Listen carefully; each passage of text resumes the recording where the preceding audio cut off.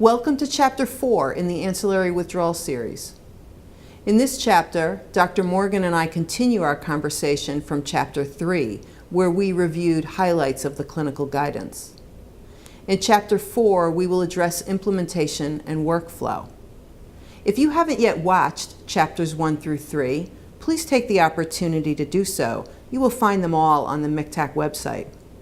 Also, we at CASA MCTAC have included our contact information at the beginning and end of each of our videos. Please reach out for assistance. We're here to help.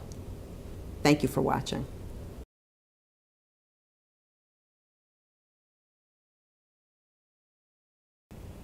Let's talk some about staffing. Yes. Because I think that there are, although yes, it is important to have guideposts, there's also some key critical pieces within the staffing that I think would be important to address. Yes, and those key components are things like a physician who could be available 24/7. Mm-hmm. Now, if you're using buprenorphine, it's with the way the current federal regulations are written, it needs to be a physician because only physicians can prescribe buprenorphine. Got it. If you, for some reason, I don't know why you would do this, but if you weren't, if it's anything other than buprenorphine, a nurse practitioner would be able to be the one who was on call. So you might have a combination of those two different professionals. Got it. And then there needs to be, and that needs to be 24/7. We don't expect them to sleep there. We don't expect them to necessarily see the patient. It's just being available by phone. Yeah.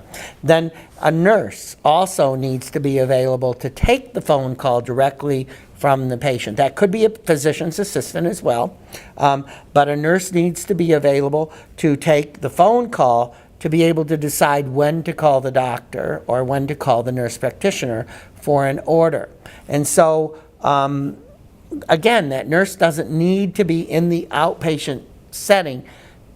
She or he just needs to be available with a phone that could be reached. And then, of course, we need all of the other people that you need in any treatment setting. setting. Any treatment center, yes. And so that's very important. I think one of the other things that is very important is that there be communication between everybody. Right. So if, for instance, one of the things we had to teach our counselors, I'm going back to that again, but this is an important part of what we're talking about when we talk about involvement of the other professionals.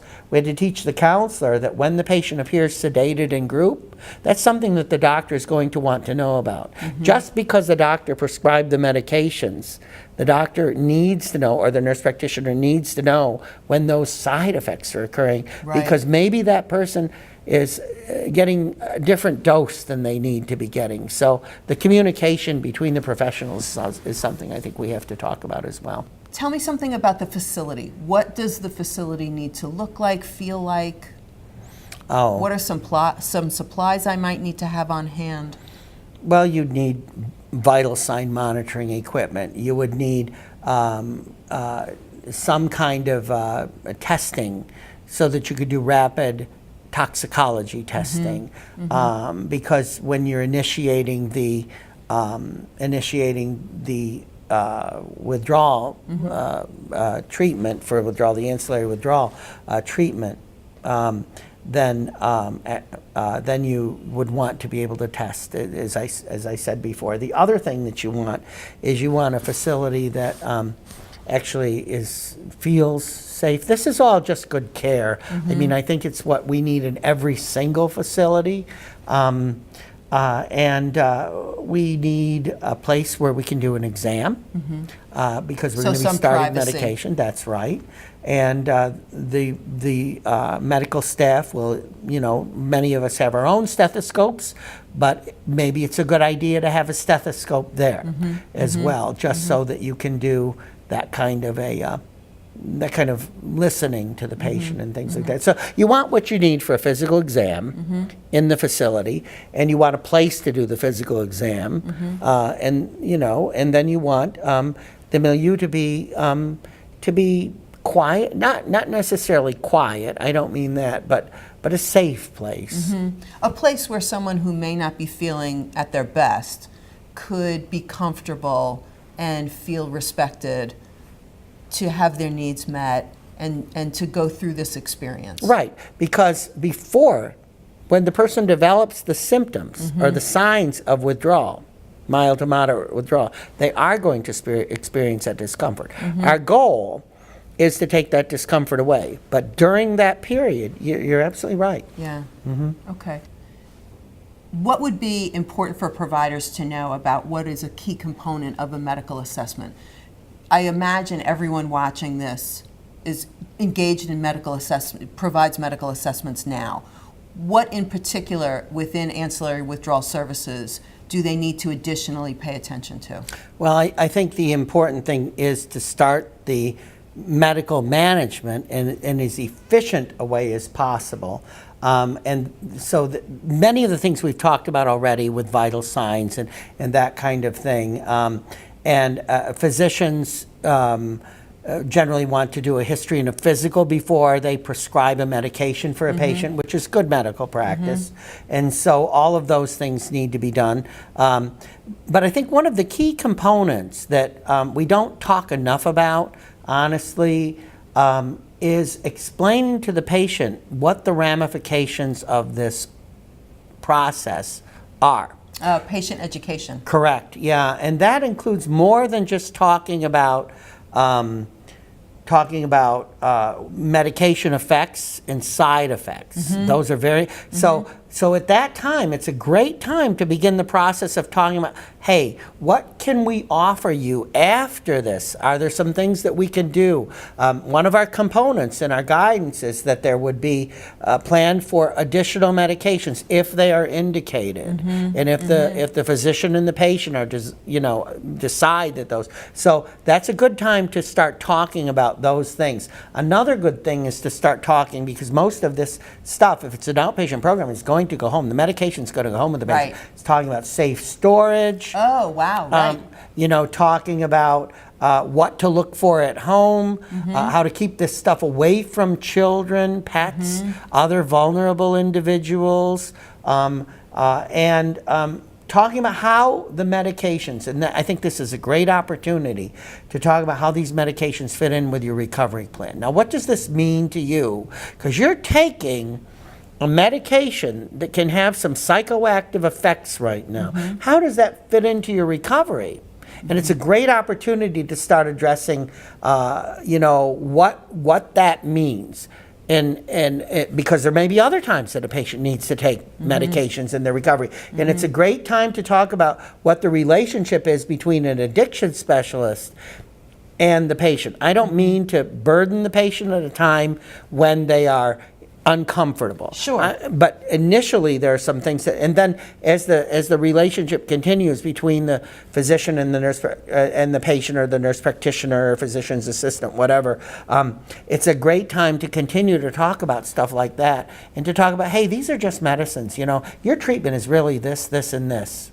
And isn't that amazing? So Dr. Morgan, as you're speaking, I'm thinking about how we talked about team earlier in our conversation, and now we're bringing the patient into the team. Exactly. Just as you're continuing to have dialogue with the staff about what this process is about, what its important is, what their role is in the process, you're going to have that same conversation with the patient, because the patient is a critical component of the team.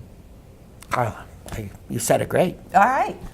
So next, I would imagine, as we said earlier, this is all integrated into treatment. And so just as in anyone's treatment, there's a psychosocial assessment and treatment planning. Is there anything different here, or is it continuing to be the psychosocial assessment and treatment planning that providers do now? I would say it's the same, with the addition of the medication, Okay. that there's a plan for that as well. But And it's probably really, the piece that you said earlier about making sure that the patient and the team understand what the role of the medication is in the overall recovery plan. right. And you know what it's like? There's a definition of serenity, okay? And they say that it's like a duck gliding across water. But underneath, it's paddling like heck. Okay? But it looks so smooth. So the way that the medication should really fit in is that it's the below the surface stuff where Right. we're maybe paddling like heck, and we're Right. doing a lot of work. But for the patient, it should be like this. And they should be able to understand that the other stuff is what's really going to make the difference. The other things that they're doing is what will make the difference in the long run. That, like everything, medication can't stand alone. Correct. Yeah. General medication administration procedure. How about here? Should providers expect, and what should patients expect through the induction process? Well, the assessment is very, very important, of course, and then there's the initiation of medication with buprenorphine. There are things that are specified in the TIPS manual, and people are not doing it exactly as it says in the TIPS manual Sure. anymore, with good reason. I mean, because we've learned more since Right. the TIPS manual was written. But there could be other medication as well. And so there could be an observation period after the patient takes their initial dose of medication Right. in the program, and that's a wise thing to do. And then I think the other thing that's so important, and we alluded to this before, is that just because a patient has one substance, which is, coming to the top right now, Right. doesn't mean that there's not other substances that could be active in the patient's history and that will need treatment as well. So there could be more than one thing. So an evaluation of that. Then another thing that would happen is you'd write a prescription for the patient, and the patient would go get that filled. So we're in outpatient settings. Right. In most cases, Right. we are only prescribing medication. Now, an OTP is a different kind of thing altogether. Right. Because in an OTP, you could actually dispense buprenorphine or methadone, if you have that kind of a license to be able to do that, to the patient. So, but in other cases, most physician practices, most outpatient programs are not in positions to be able to dispense or administer medication. Some are, but only specified. So the majority of community-based organizations that have a clinic Yeah. are prescribing only. Correct. And then there may be an opportunity to have the prescription delivered. That would be unlikely if it's buprenorphine. The patient is going to have to go pick that up, him or herself. But there may be an opportunity in some settings to have the medication delivered to the clinic and given to the patient. Probably depends on your region. It does, I would think, yeah. Okay. Integration into treatment process. Can you say something about how this works? You may be a patient in a clinic where some people are going through this service and some are not. Or is there any opportunity there for specialized services?